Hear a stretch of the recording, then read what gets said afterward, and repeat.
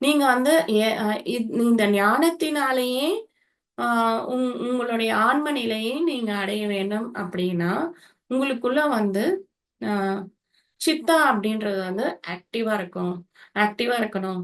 யாரு வந்து யாருடைய அ உடம்புல வந்து அந்த சித்தா வந்து ஆக்டிவா இருக்கானோ, அவனுக்கு வந்து வெறும் ஞானத்தின் வழியாகவே எல்லா விஷயங்களும் தெரியப்படுத்தப்படும்.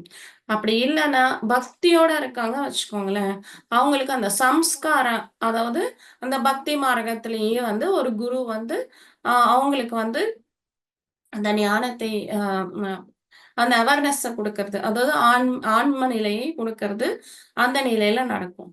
ஸோ, அ ஏன் அப்படி அப்படின்னா, சித்தா அப்படின்றது என்ன பண்ணும்? தைரியத்த குடுக்கும்.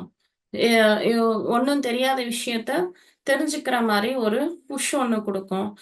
எதுவா இருந்தாலும் அதாவது அதனுடைய வருங்காலத்தை எதிர்பார்க்காம, எதுவா இருந்தாலும் பரவால்ல அப்படின்னு முன்னாடி கொண்டு போகும் இல்லையா? ஸோ அந்த விஷயம் வந்து அந்த சம்ஸ்கார பாடிக்கு இருக்காது.